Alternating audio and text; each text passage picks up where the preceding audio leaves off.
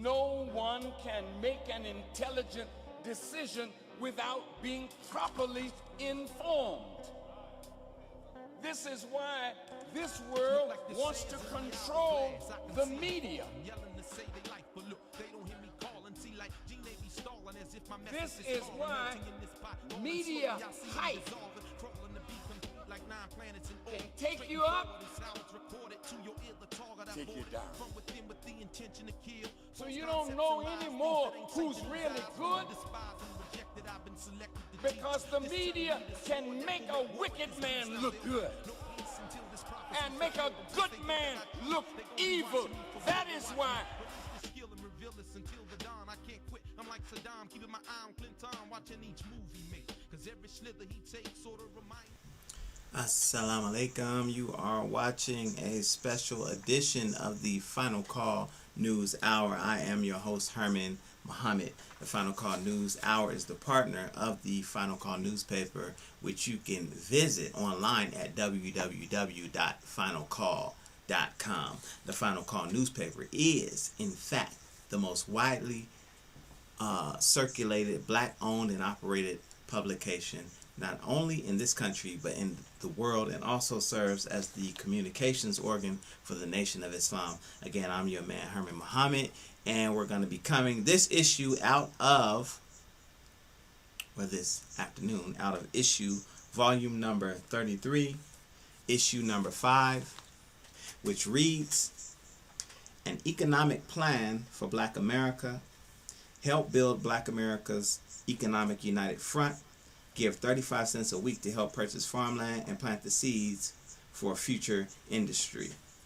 See story on page 3 for why and how you can back a plan for our future. Again, a very powerful, powerful edition of the Final Call newspaper that you must pick up if you see, or when you see, the mighty FOI in the streets, or if you're in the Denver area, you can come to Supreme Style Barbers at 7520 East Colfax Avenue, and we got the latest edition of the Final Call, as well as many of the previous issues if you missed any. Now, the first story is going to come out of page 3, and it's written by the assistant editor of the Final Call newspaper, Brother Ashad, and we're just going to touch on a few key points and then we'll move on to the next piece. And we started talking about the economic blueprint on our last program, and we want to really hammer the point home because it's so important for Black people to do something for ourselves in order to get ourselves out of the condition that we find ourselves in. Now, this article is entitled Changing Our Condition. Economic Blueprint Offers Black America the Way to Progress. And again, it's written by the assistant editor of the Final Call newspaper, who can be reached on Twitter at Ashad M. And it starts out, since our being brought in chains to the shores of America, our brain power, labor, skills, talent, and wealth have been taken, given, and spent toward building and adding to the civilization of another people. And that's an excerpt from Message to the Black Man in America by the Most Honorable Elijah Muhammad. The article goes on to say, pooling resources to achieve a common goal is a universal concept that makes a lot of sense. The concept has been espoused by many, practiced by some, and makes Muhammad's economic blueprint critical for survival today. Why? Analysts say the wealthy elites and politically powerful have forgotten about Black America and the poor in the United States. Now, the article is really deep because it runs down the whole history of how we got into this condition, and a major part of that reason is because of slavery. So, under the title, How Legacy of Slavery Haunts Black Economics, economist and political analyst Cedric Muhammad believes slavery did something to blacks that was not done to any other people as it relates to the prevention of the establishment of a savings tradition, which subsequently resulted in the lack of generational wealth. Slavery robbed us of a cultural savings tradition, which we could practice on a mass level.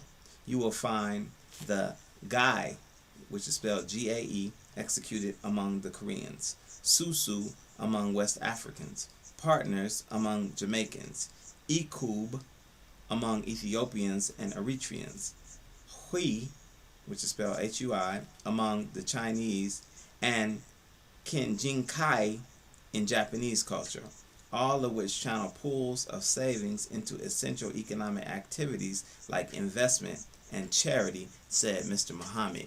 And that reminds me of something that our student minister, Brother Abdul, said this morning during his lecture. And it's saving plans through unity. A number of us business people would get together, say in the example of the Koreans, and you got 10 merchants, all who save $1,000, and they give it to an up-and-coming merchant to get his start, thereby solidifying unity and economy amongst the group. The only people who do not do this is black people, and that's a direct result of us coming into slavery and being hit in the head and being robbed of the knowledge of self and how to implement these sort of economic principles that would ensure our economic survival and lead to other things such as political power and things of that nature. And we talked about that a little bit on our last program. Another part of the article, and it continues on page 16. And we're going to move straight along. And then I'm going to explain exactly how the program works. It goes on to say, no people can survive or prosper who do not own what is under their feet or control what goes into their mouths. So despite our progress in politics, our employment, wealth, and health disparities remain. And that's another quote from Brother Cedric Muhammad. And that's to say that as long as we're not economically powerful, we can never be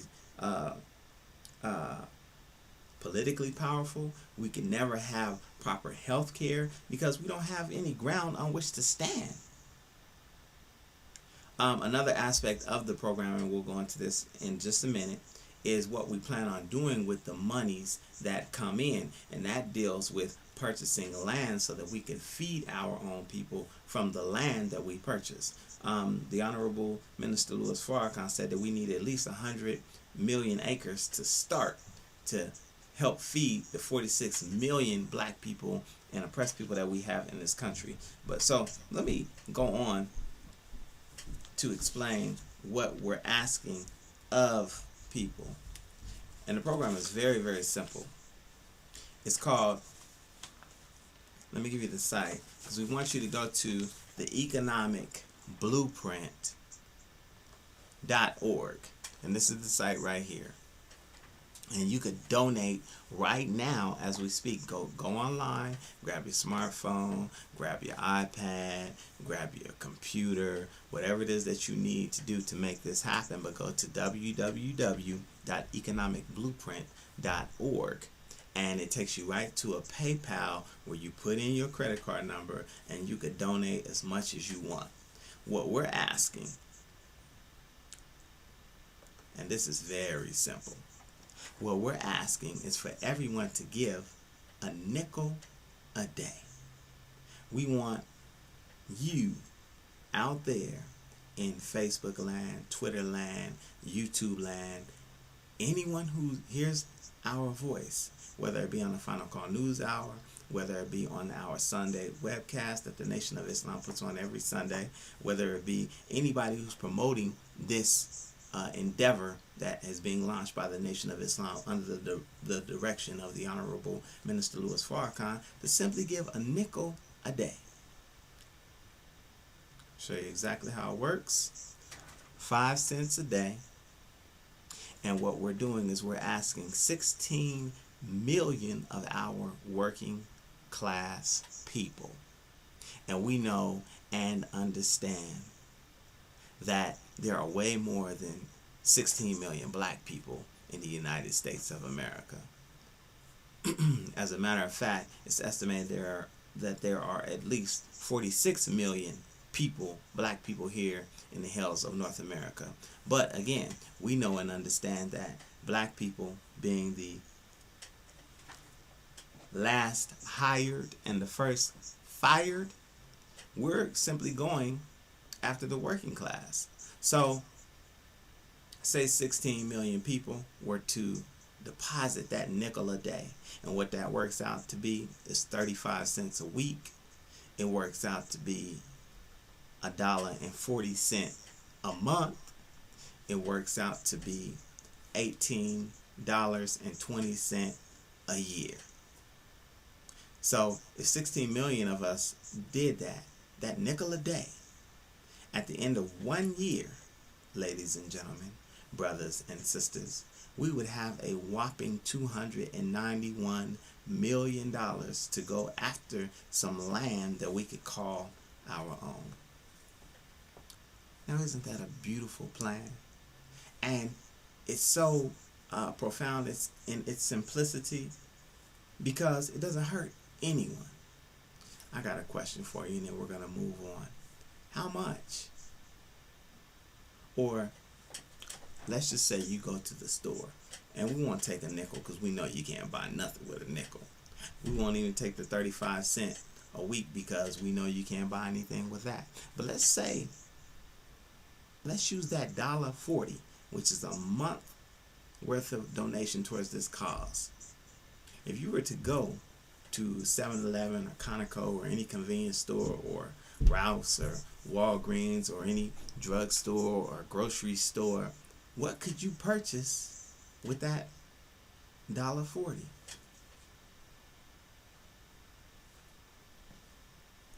I hear crickets, because you can't purchase much of anything with $1.40 individually, right? You might be able to buy a bottle of water. You might be able to buy a bag of chips, but now you can't buy a bag of chips. You're going to have to add at least 9 or 10 cents to go with that. Maybe a little bit more once they tack on that tax. But my point is, the Honorable Elijah Muhammad, the most Honorable Elijah Muhammad, and the Honorable Minister Louis Farrakhan knew that there was going to be questions, knew that we didn't trust one another, and so they made it, or the Honorable Elijah Muhammad and Minister Farrakhan, following right in his footsteps, made this plan so simple and so painless that any of us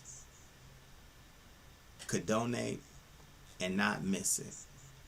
So, again, go to that economicblueprint.org and donate. Again, that's www.economicblueprint.org. And man, we'd love to have you participate in this. For those of you who aren't internet savvy, and I know there are some who aren't, there's another way. We don't want you to have any excuse not to get involved in this program. So you can take your donations to get a money order, get a check, or whatever it is that you, however you want to do it, and mail your donation and make checks payable to Muhammad's Economic Blueprint, care of Seaway Bank and Trust Company. Attention, Cheryl Russell. P.O. Box 19522, Chicago, Illinois 60619 9522. So we really want to alleviate all of the excuses and all of the reasons why we cannot donate. Because at the end of this year, you will see that the Honorable Minister Louis Farrakhan is not a liar. He is not a thief. The Nation of Islam is the most consistent organization that black people have ever produced. And it is the most fearless in defending the cause of our people, not only here in the United States of America, but throughout the world. So please donate to the Economic Blueprint. And we want to move on to our next story. And it deals with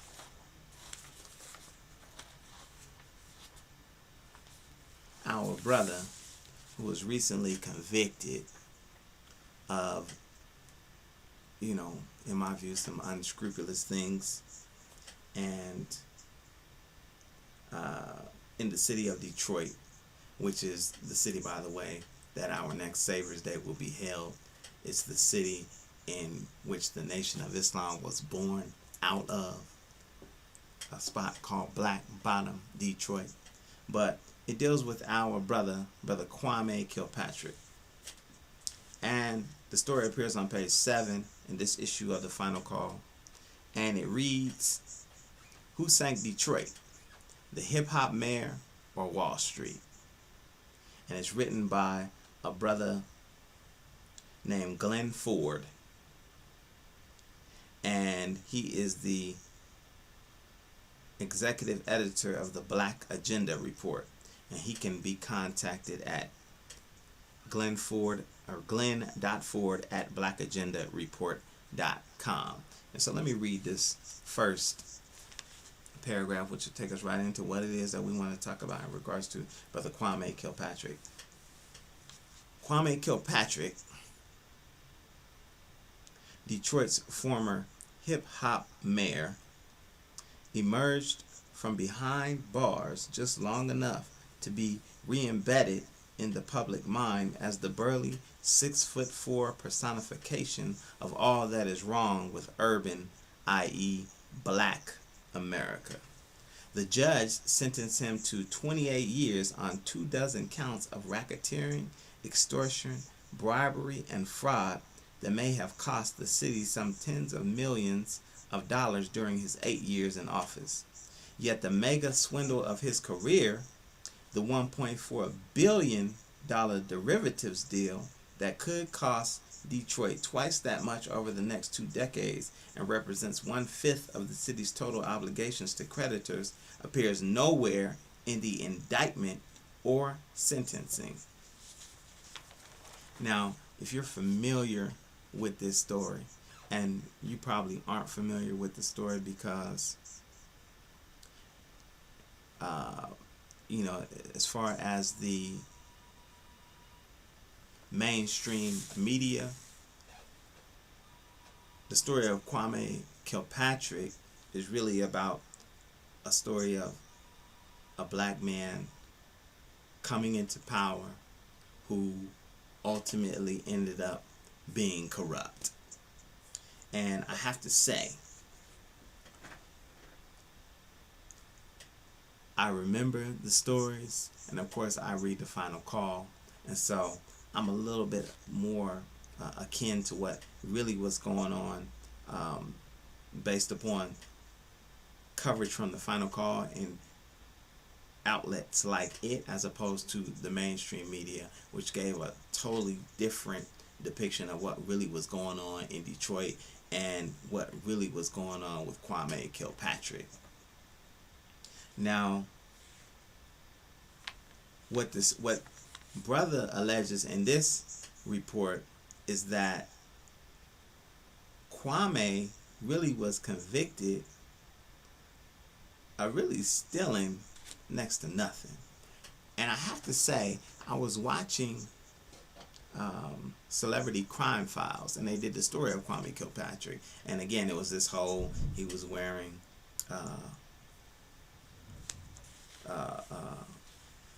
custom-made suits, and his wife was driving a $25,000 vehicle, and he lied about an affair that he was having in the office with his chief of staff. This is what they were saying about Kwame Kilpatrick on the Celebrity Crime Files. Then when he was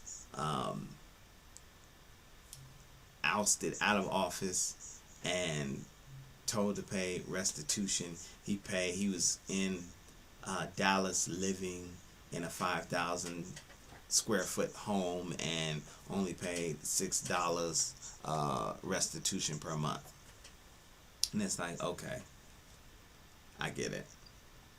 That all sounds, you know, kind of bad. But the thing that was missing from this Celebrity Crime Files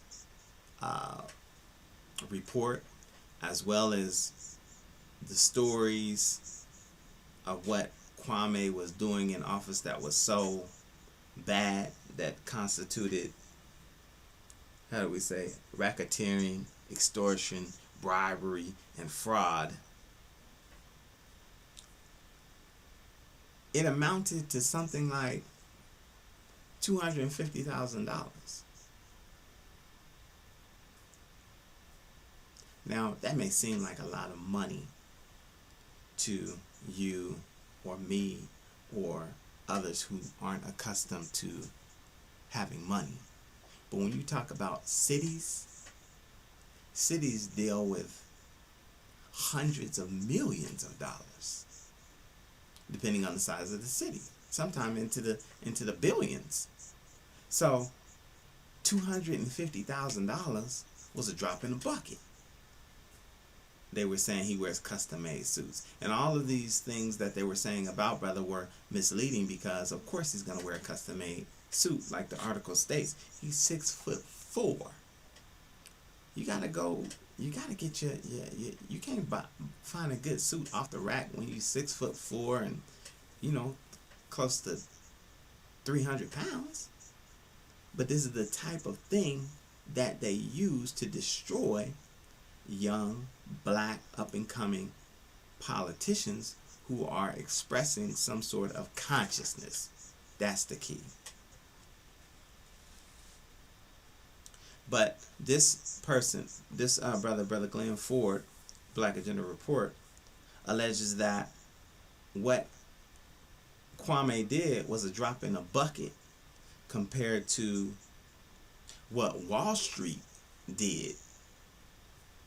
And Kwame, playing the political game like all politicians do, is trying to get a city that was in trouble, that was in fiscal, financial trouble, out of trouble by brokering a deal with Wall Street.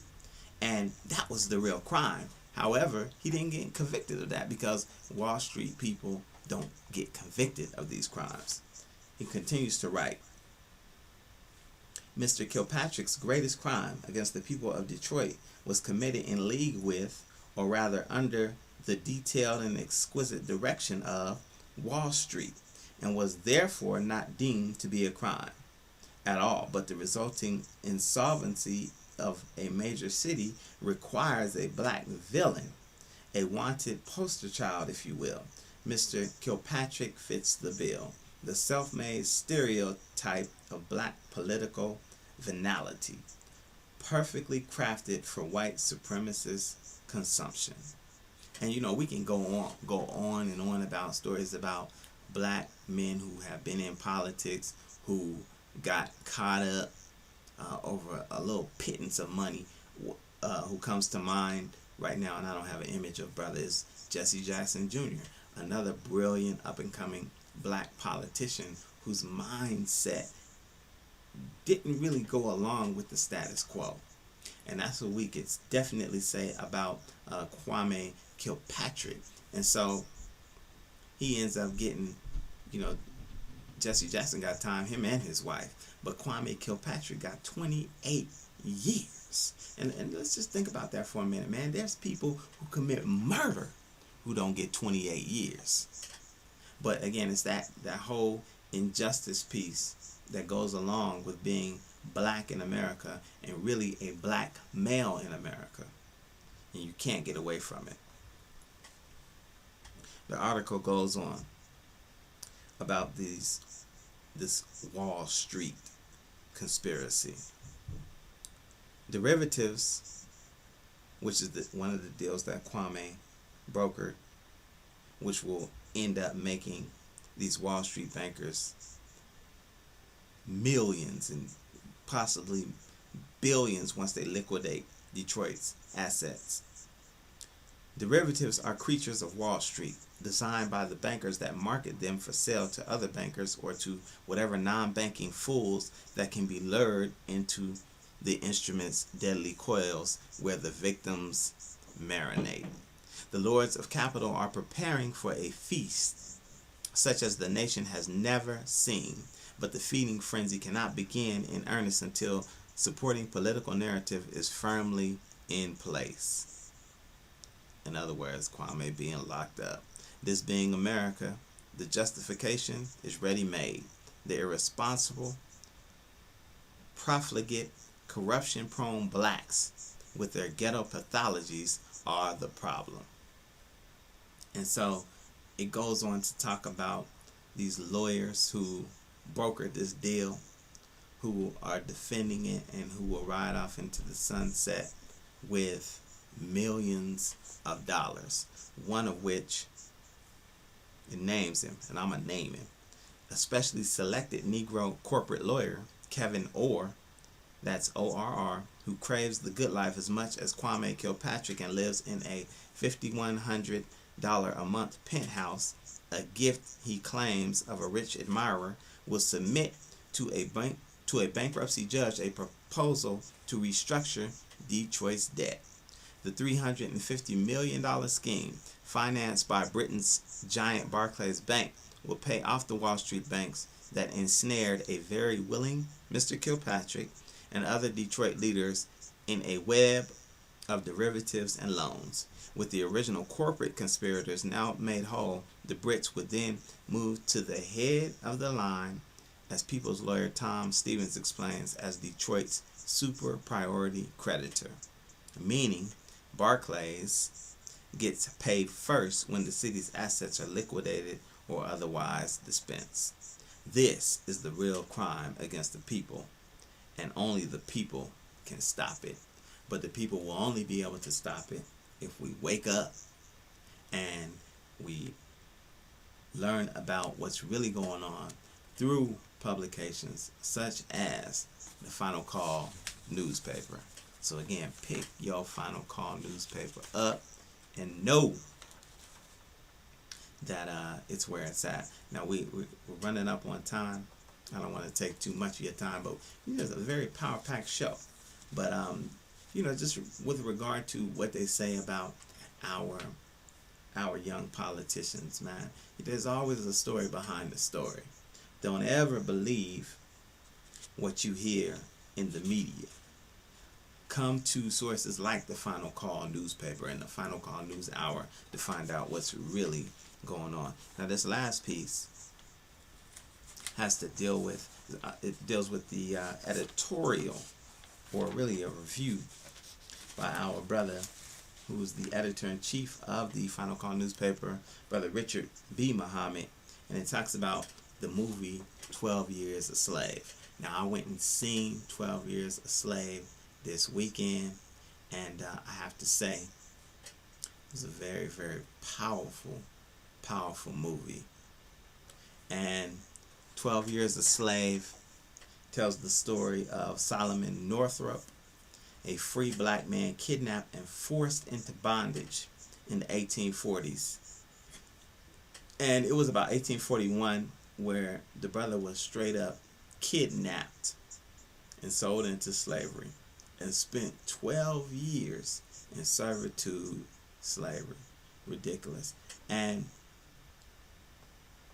the main character was brilliantly played by our brother Chiwetel, how we say his name, Ejiofor, Chiwetel Ejiofor, and the sister who appears right at the, if you're looking at the screen at the top right corner of the screen, and the sister, who's a first-time actress, man, played the sister brilliantly. Her name is Lupita Nyong'o. And both of these actors are African. And the brother in the middle,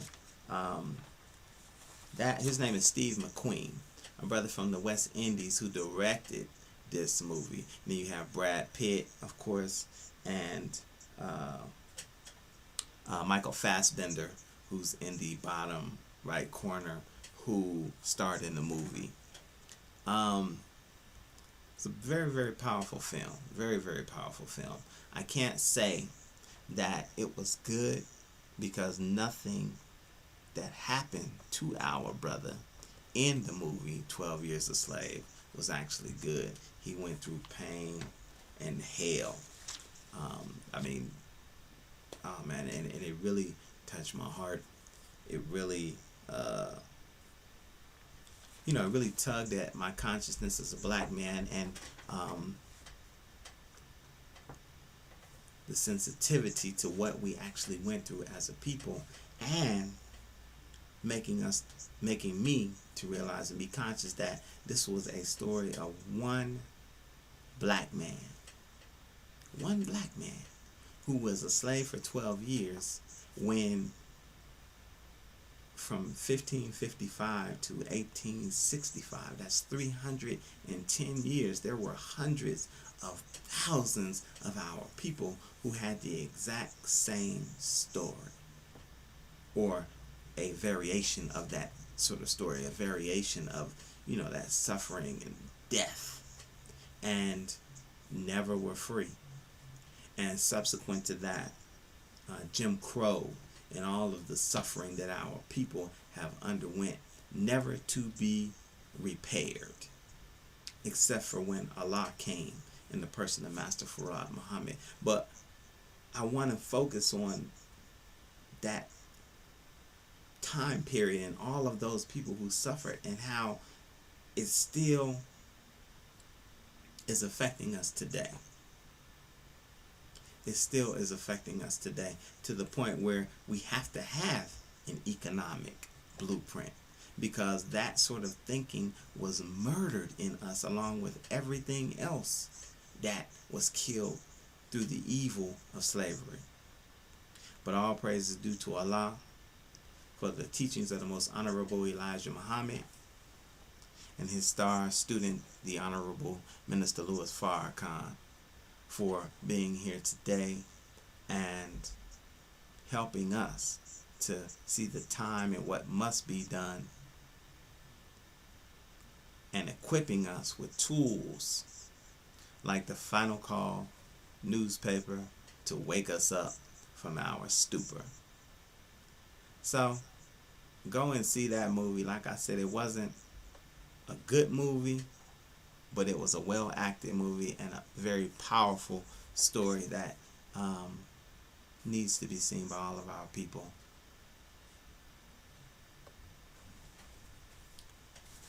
And again, get on this economic blueprint. Go to economicblueprint.org and submit your monies, and know that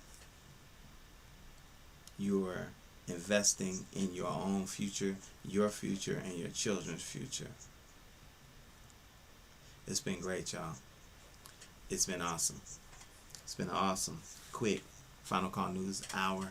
I want you to keep tuning in, because we're going to keep coming with shows, keep coming with, and thank all of you out there who are giving me comments and feedback about the program, and how we should go about it, and the stories that we should cover. Everything is always going to come out of the Final Call newspaper, the biggest, baddest, blackest, boldest paper on the planet, and with a little bit of commentary added onto it, because, you know, that's just the way we get down. So again, I want to thank you guys. Remember, if you don't stand for something, you'll fall for anything. Keep watching. Stay tuned. Stay black. Stay strong. Peace. We out. Follow me on Twitter at Brother Herman. Damn. Why I work out, why I train. Hard times, folks going insane. Put your hands on my sister, and I'ma get ya. Cut to the white knee, kick ya. What a good Lord split ya. Mind freak. Turn tricks for senorita. Chris Angel, put to the swing, yo. You better not blink. I break bones with blocks. Stop when I say stop. If not, call a pair of hands. Whole states wiped out, killing by the million. What happened to the buildings and all these children? Don't get mad, it's God doing the killing. Weapons of mass destruction, no power. You can't prepare for the shock of the hour.